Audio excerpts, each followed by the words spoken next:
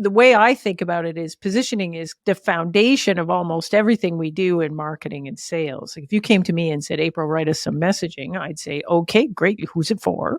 And what's our differentiated value? And who do we compete against? Why? How are we different? We would have to have that defined first.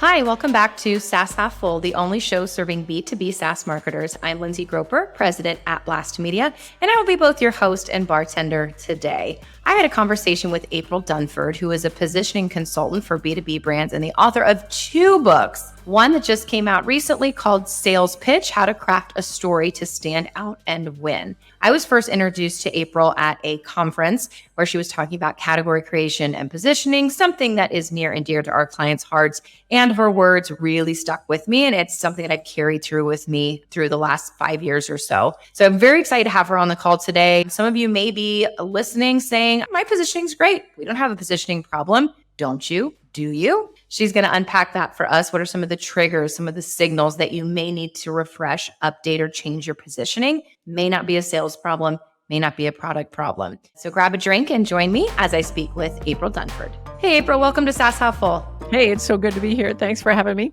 Absolutely. It is nice to see you. I did have a chance to see you in person several years ago. We figured out before we hit record that it was in Tucson at an Empowered CMO event where you were talking about positioning. And boy, we got into a pretty robust discussion with the attendees, really more about category creation. And we'll dive into that a little bit because there's something that you said that stuck with me that I have used 1,000 times since I've heard you say it. But it's nice to have you. This was way before you even had dreams of writing a second book.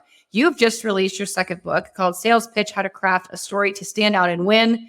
April, did you ever think that you were going to be a published author? No. Oh God, no. I often say, like, if my high school English teacher could see me now, they'd be laughing their head off. I actually went to school for engineering. Like, what am I doing writing a book about anything? I was trying to solve my own problem. So I had been doing a lot of positioning work. And it really frustrated me that there were books out there that talked about the concept of positioning and what it was and what it wasn't, and books that had examples, but there was no how-to book that was going to help me as a VP marketing that was trying to actually do positioning.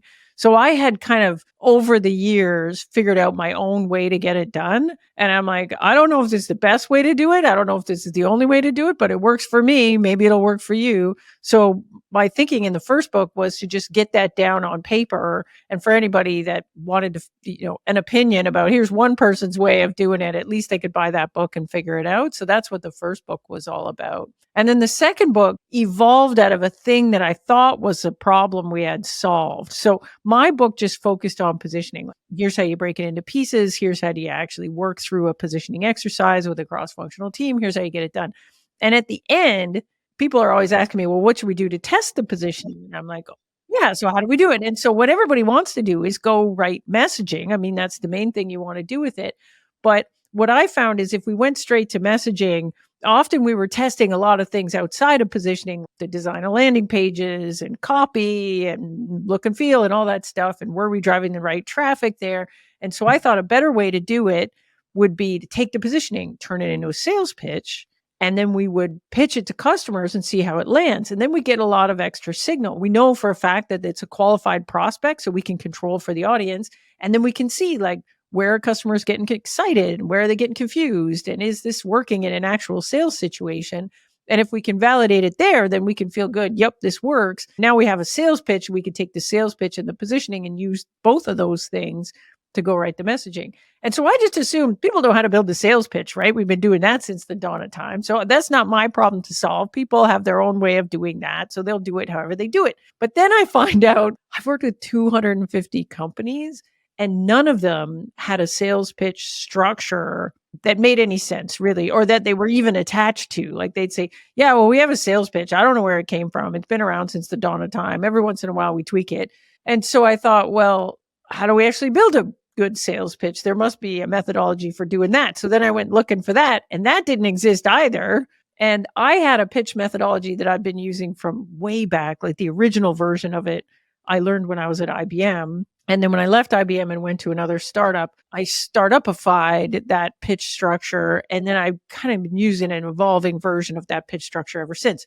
So I thought, well, I guess I'll just write this down. And same thing, like, I don't know if this is the best pitch structure in the world, but it probably works better than the thing you're using now, which is generally something that nobody really likes. Here I am with book 2, but that's it. I'm done.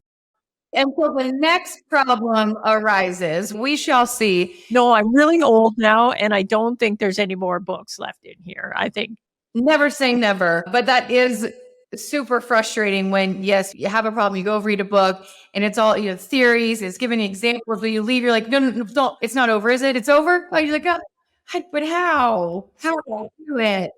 How do I do that? I find this so frustrating. So many marketing books in particular, they're just like these idea books, and you're supposed to do whatever you do with it, which sometimes you just need the idea to kind of wake you up to thinking about something in a different way. But a lot of times I'm like, no, the idea doesn't do me any good. They got really good about the word too. It has how in it, but it'd be like how to think about it. I'm like, I gotcha. I don't know. I want to know how to do, not how to think about it. I blame publishers for this for the most part, because when I came with my first book, they were like, that seems really narrow. Like, why don't you just bring it up a level and it'll appeal to more people?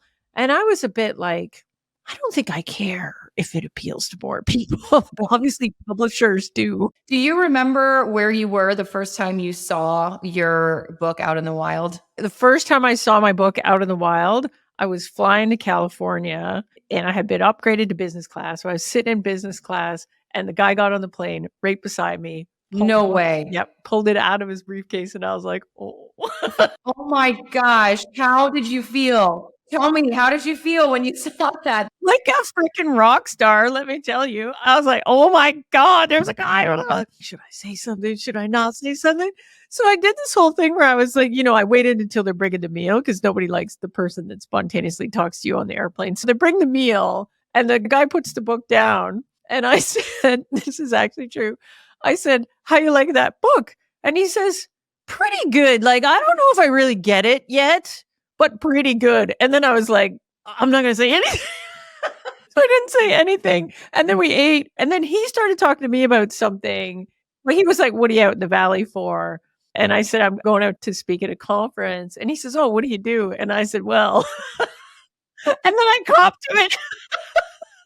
So actually, he says, oh, he says, no, it's very good. And then he just totally backpedaled. No, it's very good. No, it's very good. I'm really enjoying it. Really enjoying it. Yeah. That is incredible. The person right next to you. I love that. As I told you, you stuck in my mind about positioning and specifically category creation. Before we dive deep into a couple of things, I want to level set first because there's positioning, there's branding, there's messaging, and they get all thrown in together, incorrectly so. So how do you define positioning and specifically its distinction from messaging, branding? Right. So in my opinion, positioning defines how we are the best in the world at delivering something, like some value that a well-defined segment of the market cares a lot about. So the way I think about it is positioning is the foundation of almost everything we do in marketing and sales. Like if you came to me and said, April, write us some messaging, I'd say, okay, great. Who's it for? And what's our differentiated value? And who do we compete against? Why? How are we different? We would have to have that defined first. And so those piece parts are messaging. So I think messaging is something we do with the positioning after we have it. I think the same way about branding. People have really, really different definitions of branding. I bump into a lot of people that talk about brand positioning, and that really bugs me because I feel like there's positioning, there's branding. Those things are really, really separate. But most of the time when people talk about brand positioning, they're either talking about positioning straight up with no branding, or they're talking about branding, but they've stretched the definition of branding that it literally means everything we're doing in marketing, basically. So in my world, branding is more about brand tone of voice, iconography, what we're doing with colors and fonts and things that sort of represent the feel of the brand. It's not so much about the words we use or the concepts that contribute to the brand. That I think is more positioning. So who do we compete against? How are we different? What's the value we can deliver no one else can? What's our definition of a good fit prospect? What's the market we intend to win? That's positioning. And then once we have that and we say, oh, we're going after security professionals that look like this and our differentiator is this, my branding for security professionals is going to look and feel very different from if I say, oh, well, we're going after daycare operators, in the United States. Well, that's going to look very different than my security professionals branding, like colors, fonts, everything's going to tone of voice. All of that's going to seem different. So I kind of need positioning first before I do those other things. And you've worked with many companies, all shapes and sizes on positioning. Are you most often finding that is being put into the marketing responsibility and you're dealing with the CMO or that function? Or are you most often dealing with the CEO? And I guess secondarily, where should it live? Yeah. So right now for my business, it's about half and half who calls me. It's either the CMO or it's the CEO. If they've got a rock star CMO, like the better the CMO, the more likely it is the CMO is going to call me. But sometimes you'll have, particularly in smaller companies, sometimes the CMO is scared to call me because the CEO doesn't really get this stuff. And they're worried the CEO is going to go, wait a second, like I hired you, but that's why I hired you. Like, why don't you just go fix this? Right. Or be pissed that you're calling their baby ugly. Or that. A lot of that. But I do get a lot of calls from very experienced, good CMOs that have the trust of their CEO come to me and say, look, we've been working on this for a while, but we got big personalities in the room. This company has been around for a while and there's a bit of positioning baggage. And we really need someone from the outside to come in and help us get out of our own way on this. I get a lot of calls from experienced CMOs like that. The CEO often calls me, and usually it's this. The CEO will call me and say, if I pitch this to a prospect, it's perfect. We close every deal. But I walk over there and I listen to how those sales guys are pitching it, and that ain't it. And I look what's at our webpage and I read our messaging, and it's kind of there, but it's not really there. And so I kind of want to get the whole team together and make sure we're all talking, singing the same song. And a lot of times they're like, when they say singing the same song, I mean singing my song. But often what we end up with is something that's quite different from that. But at the end, I think the big thing that everybody appreciates is we have everybody in agreement and alignment. So sales, marketing, the CEO, product, customer success, everybody agrees on where we're at the end, which makes it really easy for people to go execute on it. It's when there's misalignment that this stuff gets really, really hard. Like CEO doesn't agree with marketing, or marketing doesn't agree with sales, or CEO doesn't agree with sales. Then we have a big problem. Right. What are some of those triggers that indicate it's time for new positioning? And I'm not saying that your positioning is wrong necessarily. Sometimes it is. Other times it needs to evolve. But what are some of those triggers? So there's a handful of things. So I'll give you the signs that it might be wrong, and then I'll give you the triggers you might see and say, hey, maybe we should go look at it now. So I was a repeat vice president of marketing for 25 years-ish before I became a consultant. And towards the end, positioning was really my thing. So CEOs would hire me thinking, the positioning might be wrong. And so we're going to hire you to come in and fix it. I show up, and what everybody wants me to do is just go build lead generation campaigns. Like go, put your foot on the gas, make the revenue go like this. And I was always afraid of pouring too much water into the leaky bucket before we got the positioning sorted out. So my trick was, the first thing I would do is I would go sit on sales calls. So all the companies I worked for were B2B enterprise. So there'd be a sales team. I go sit on sales call, and weak positioning on a first substantive sales call with a prospect sounds like this. Your rep comes in, they set up, they're having a little banter at the beginning, and then the rep's moving into the pitch part of the pitch, and they get maybe 5-10 minutes into it, and the customer will just be making this face like, or they'll be, just back it up. Back it up. Like, can you just back it up and go back to the beginning? You would not believe how often you hear that exact phrase. Just back it up. Like, go back to that slide you had before. And then they've got this super confused look on their face, and the rep will back it up and do it again. So there's this confusion about, like, what is it again? And what do you do? And how is it? And what? And somehow the rep needs to break through that. Or you'll get the second sign, which is the customer will say, oh yeah, I get it. You're just like Salesforce. So they're comparing you to things that you just aren't. Or almost the worst one is you'll get towards the end, the customer will be like, I get it. I get what you do. I don't get why you'd pay for it. Like, why wouldn't you just do it in a spreadsheet? Or couldn't we just do that with our accounting package? Like, it kind of does that now. So they get what you are. They just don't really understand the value. And so if I start hearing that, then what I would do is I would go have lunch with the VP sales. And I'd be like, okay, I'm new here. I'm stupid. I don't know anything, but here's what I'm hearing on the sales calls. Do you hear that too? And 9 times out of 10, if I'm hearing it, the VP sales knows it's happening. So the VP sales says, oh God, yeah, it's terrible. We get that all the time. And then I'll say, well, you know what? In marketing, we often see this as a sign of weak positioning. So then I explain what positioning is. And then I'm like, I don't know if the positioning is bad here or not, but have we ever looked at it? Like, maybe it would make sense for us to get together as a team and just kind of walk through it, because maybe we could fix that. And usually I can convince the VP sales. If it's a problem, I can convince the VP sales. If I can't, then maybe it's not a positioning problem. Maybe it's something. But then I could go to product and have the same conversation. Like, hey, I was over listening in sales. And do you find when you're out with customers, like they compare us to these guys that we don't actually compete with or whatever? And usually product will say yes. And then I go to the CEO and say, okay, I'm not saying the positioning's bad. I don't know. I'm new here. I don't know nothing. But I'm hearing this stuff in sales. I think it makes sense for us to look at it. And here's how I would do it. I'm going to get this cross-functional team together. We're going to work through this process. And usually the CEO will say, what does John in sales think about it? And I'd say, oh gosh, I don't know. Let's call John. But I already got John. I already know. So then we call John, and John says, oh yeah, I've been hearing that too. So that's how we get everybody together, and then we run through the process. So usually I would try to do that at the beginning. If I had any question about whether or not the positioning was good or bad, I knew if I could get a cross-functional team, we could fix it in a couple of days. So let's get everybody together. We'll fix it in a couple of days. Once we had that there, then the idea was we would assume that the positioning was okay, but not okay forever, because your competitors are changing and you're changing and everything in the market's changing.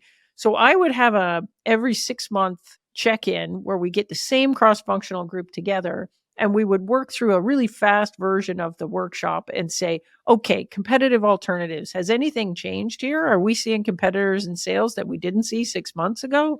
And then we would look at differentiated capabilities, like maybe a competitor has caught up with us, or maybe we've done a new release and we've extended our capabilities. And so has that changed enough that it would change our differentiated value? If it has, then we need to go back and look at the positioning again. So we would do that every 6 months, even if nothing was happening, just to make sure that there wasn't something weird going on in sales that we didn't know about. The other time we would call a positioning like emergency meeting is if something big happened in the market that we thought might have a big impact on the positioning. So for example, I worked at this company and we had this positioning, which was great, in my opinion. And it was a database, and we were really aligned with this open source database system, MySQL. So we had this positioning that really, leaned into the MySQL stuff. And then MySQL gets acquired by Sun. And we're like, oops, we better have the emergency positioning meeting on that one. So we get the gang together, we look at it, we made an adjustment too. It was a big change, but it was pretty important. So we did the change. And then that worked really good for about 8 months. And then Sun got acquired by Oracle. And not only that, but the first thing Oracle said, people were asking questions about MySQL, and Oracle was like, I don't know, maybe we'll kill it. And we're like, oh no. And then we had to go. And it was like, emergency. So then we had to get the gang together and do a redo on the positioning.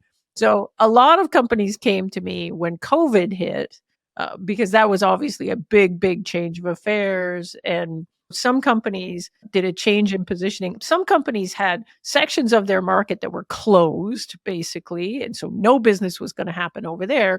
But other sections of their market, like people that served healthcare or emergency response stuff or whatever. So part of your business is closed and the other part is on fire. And so some companies did an adjustment on their positioning to really run at the part of the business that was still alive when COVID hit. I also did a bunch of work with companies after things started to open back up to kind of, reverse focus on things that were now booming that weren't previously booming the previous 2 years. So sometimes you'll get some outside forces kind of thing happen, and you'll want to look at the positioning then and make sure that you don't need to do an adjustment on it. And what I like about that approach when you're new and you go and you talk to sales, you talk to product, is you're not insinuating that there's a sales problem, that there's a product problem. It's like y'all are doing the right thing. It's just this might be broken over here. You get everybody's buy-in. We get asked quite often, I mean, we are a PR agency for B2B SaaS companies. Can you help us with our positioning, or can you do our positioning? And I'm like, no, it's a very specific process skill set. There are individuals like you who do it. There are whole companies that is what they do. It's this always just casual, like, can you help us with our positioning? And we're like, literally always say, nope. And actually, I even feel like I can't do it for you either. Like they will call me and say, can you just do the positioning for us? And I'm like, no, that's not how it works. Like I'm actually there with a process pulling it out of them. This is something that requires really deep understanding of the market, really deep understanding of customers. Even if you hired me as a vice president of marketing, it would take me months to get up to speed to the point where I could actually do that without significant input from other parts of the business. And even then, I would want that input from other parts of the business. So in the work that I do, it's less about me talking to everybody and then going in back in my little room and making the magic positioning happening. It's more like getting a cross-functional team together, coming with a process that for as much as we can takes the opinions out of it. And then I'm there to pull it out of them, basically, because I think that's the best way to get it done. I think thinking somebody from the outside could come in and fix your positioning, like that seems bonkers to me. Well, and to me, all that's just a red flag, because I'm like, well, if you're questioning your positioning and you're needing help with positioning and messaging, like now might not be the best time to make a strategic PR investment. Is what are we doing? Like here we are trying to build messaging on a thing and there's no clear answers. What does the best fit customer look like? What's your differentiated value? How do we build messaging if we don't have clear answers for that stuff? Like that's really hard. The other thing that we get asked, which brings me back to when I originally saw you speak, was the category creation, because we will have prospects come to us or clients say, we're creating a new category. How can you help us create a new category? And my answer is based on something you had said, and I'm paraphrasing here. Reason new category is created is because there is a new problem that the current category and its players can no longer solve. That is why a new category is created. And if you are going to create a new category, it is pointless to start promoting the name of said new category that means nothing to anyone. You have to identify that problem and start evangelizing the problem that exists and then now the solution. So we get asked, like, can you help us create a new category? It's like, okay, well, I will say this. Well, what is the new problem that exists that the current category doesn't solve that you now are able to solve alone? This kind of stuff drives me bananas. I think that right now there is this idea that, well, I'm in this market and the market's so competitive. So wouldn't it be great if I could just invent a new market and be the only player in there and then I just win? And I'm like, yeah, like I want a pony, but my backyard is really small. Like, I mean, I wish the tooth fairy existed. That would be great too. But the majority of the time, it just doesn't make any sense. Like you're coming in and you're saying, well, I've got this amazing thing. It's a flue flummer. And everyone's like, oh, what's a flue flummer? And oh, I'm glad you asked. There's flumming and there's fluing and it brings the fluing and flumming together. And it's an automated platform. Like, great. So yes, let's start promoting the Flue Flummer automated platform category. It means nothing. Nothing to anybody. No, nothing, no one. So anyway, that has always stuck with me. I don't believe that companies create categories. I believe that categories emerge, and some companies are wise to that. They see that problem early. They see this emerging need, and then they build a solution for that. But they didn't actually create the category. They recognized that the category was emerging and then rode that wave to success.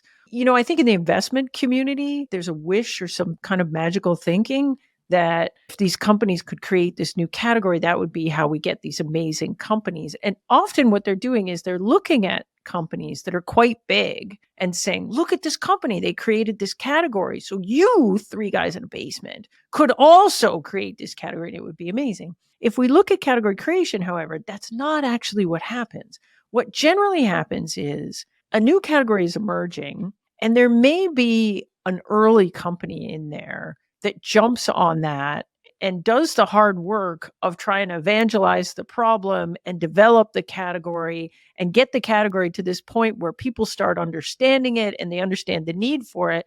And at precisely that moment, what you'll get is tons and tons of venture-backed companies piling into that space because now everybody recognizes this emerging opportunity. And so it is often very hard for the category creator to then hang on to that leadership position in that category, even though they were early. Well, precisely because they were early, because at this point it's been 10 years, their investors are tired and they want their money out.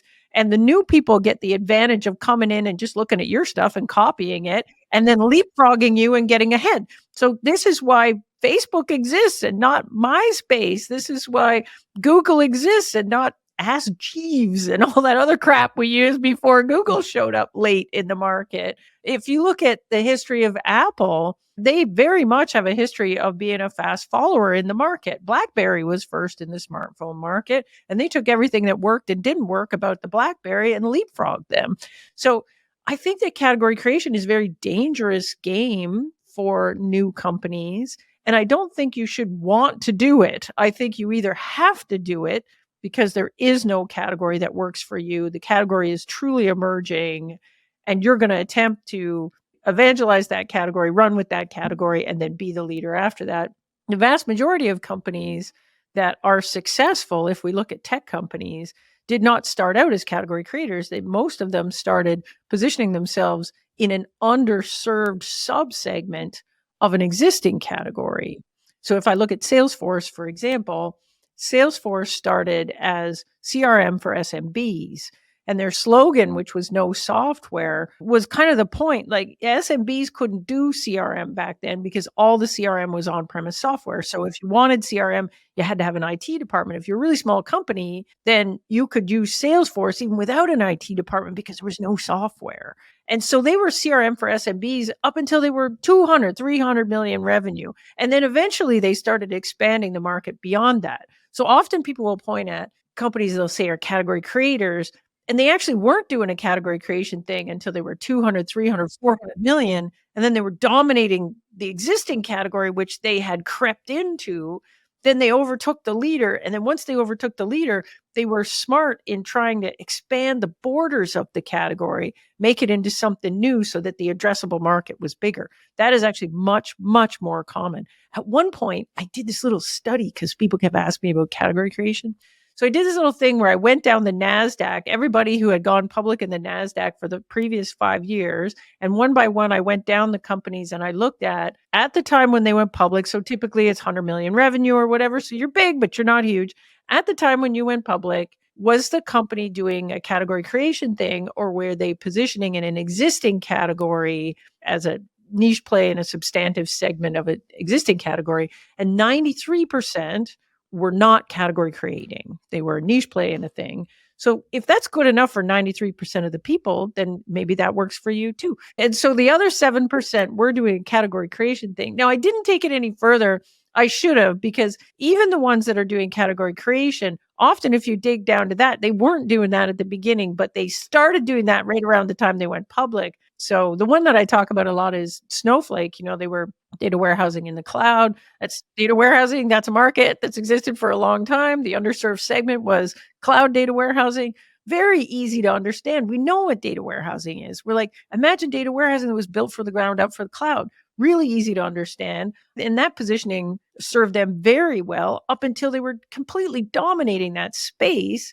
And then they looked at it and said, well, we don't want to go ahead and dominate the database, not cloud, because there's no growth there. What we actually want to do is dominate any kind of data in the cloud. So they shifted their positioning to being, we're now cloud data. Doesn't matter if it's warehousing or a data lake or a database or anything you want to do with data in the cloud, that's us.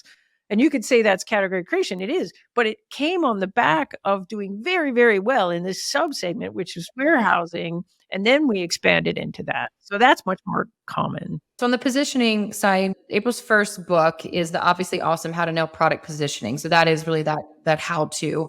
Then once you nail that how-to, what do you do next? Do you test it? How do you put it into practice? And that's where the second book, Sales Pitch, How to Craft a Story to Stand Out and Win, comes into play. You talk about a story matrix in this second book. Unpack that for us. When I looked at what people were doing in sales pitches, there's a handful of different things that people are doing. So most commonly what I see in software companies is their sales pitch is actually not a pitch. It's a product walkthrough. Like people click on that button that says, give me a demo. And that's all you're getting, man. You're just getting a demo, just the facts. They'll be like, okay, here's how we log in. It's like, why are we showing that? Everybody logs in. Like, there's nothing differentiating about that. And there'll be 15 drop down menus. And we're going to click on every single drop down menu and then go through every feature in there.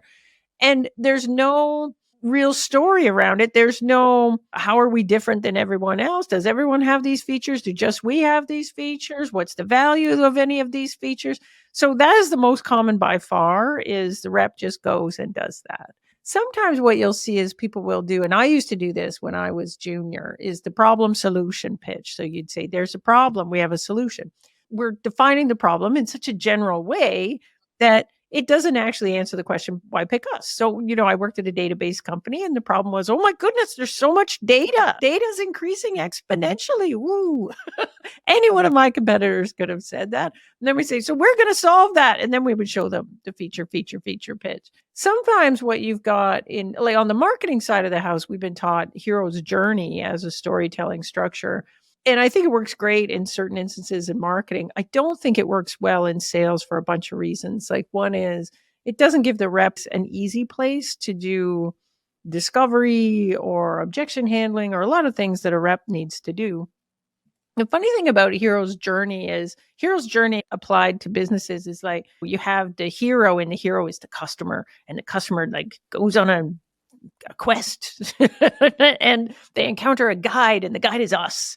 And then when the guide shows them the way to the promised land, and then we help them get to the promised land and help them avoid failure. And so if you read Building a Story Brand is a book that does a really good job of illustrating how you do that for marketing people. But in sales, like sales is the guide, and the guide that gives you the plan. The sales pitch is the plan. Nobody's teaching us how to build the plan. So I don't think any of these existing structures work very well for a sales pitch. So the way I've looked at it is we need to do a couple of things in the sales pitch. First, instead of jumping directly to features, we actually need a little bit of context up front that says, look, we've been in this space for a while, and here's what we've learned about the problem. We have an opinion, a point of view on the market. And that's what we would call the problem inside the problem, or the problem behind the problem. And then if we think about that, we can then look at all the alternate ways you could solve the problem and say, there's pluses and minuses to this. And then get the customer kind of aligned with our way of looking at the world. And then when we show the demo is really, here's the value we can deliver. These are the features. This is how we deliver that value through these features. And so those are the two big differences, I think, with the stuff that I'm doing now with the sales pitch stuff is we got to paint a picture of the whole market, position ourselves in that, and then get the customer aligned with the way we look at the market. And then we pitch value, not features. And again, all that can be found in Sales Pitch, How to Craft a Story to Stand Out and Win. April, we have a lot of clients who have written books, who are thinking about writing books. When would you advise against it? Pretty much all the time. Like I've done it twice and I still say, don't do it. I don't know. I think that books are really hard. For me, I had this idea that I had this methodology and it would be good for two things. One, it would be good for my business because I would have this book out in the world and anybody reading the book might say, hey, I've got that problem. I should call that lady. I also was doing a lot of coffee meetings with founders of really small companies that could never afford to hire a consultant. And I thought I could just write this down and then I could just slide that across and say, here you go, buddy. You don't even need to buy me a coffee. Just read this thing. And I think in some ways I got lucky. The book came out in 2019. We went into COVID in 2020, and it was a great time to have a book in the market because people were reading a lot of books. Everybody was trapped in their house, and I sold a lot of books then. But I don't know, if that book had come out a year later, I wouldn't have been able to go on a speaking tour and do a bunch of things I did to get the book out in the world. So I don't know if it would have been successful at all. I'm not sure. Like, I think you really got to decide what's the point of this book. Like, what do you want the book to do? and then write the book to serve that purpose. But I think a lot of people just want to write a book because they think it would be cool and they think it'll just sell on its own. Like writing the book is actually really easy. Marketing a book is quite hard. Right. I would imagine so. Not something that I have done or considered doing. So I was curious because I would imagine from everything I've heard and read that it is not easy. But you're saying the actual writing is not, that's not the hard part. And certainly expecting it that if you write it, people will buy it. That is not a realistic expectation. Did you know like the stats on this are terrifying? Something like only 1% of books sells more than 100 copies. 1%. And there's like this little like 0.2% sells more than 1,000 copies. It's terrifying. Like the vast majority of books go out and literally nobody buys them. So you're going to write this book and then there's this big effort to get it out. Like it takes a year to produce a book. It's this big effort to get it out and then nobody reads it. Right. Or you were you and you're sitting next to someone on a plane and out they pull a copy of your book. What a surreal I mean, moment. that's what you think is going to happen. Like that's what you pray is going to happen. But I don't know. Like I'll give you an example. In the first year my book was out, I did 52 speaking engagements. Holy cow. Exactly. Holy cow. And think about that. Conference season is really spring and fall. Like nobody has a conference in July and August. So I had many, many weeks where I was doing 3-4 speaking engagements a week. And I did that for a year. I did probably 200 podcasts. So I really put my foot on the floor because I was like, man, if I'm going to write this stupid thing and get it out there, somebody better read it. Well, get ready. After this podcast episode, sales are going to freaking skyrocket. April, let me tell you, this is when it all becomes real for you. This is your moment right now. It's great. And this gets released. Thank you so much. This has been awesome. Thank you so much for joining me. It was a pleasure. I guarantee that those who are listening are examining their own positioning right now and now will be their trigger to say, we got to make a change. So I really appreciate it, April. Thanks so much for the time. Hey, well, thanks so much for having me on. Thanks again to April for joining me on SaaS Half Full. It was awesome to connect with her. I have been a fan of her for quite some time. Hopefully, one or two of you took away a little something about your positioning and it maybe planted a seed that it's time to re-examine that. And if you haven't listened to a sales call or sales calls, now might be the time. Always appreciate a listen. And until next time, bottoms up.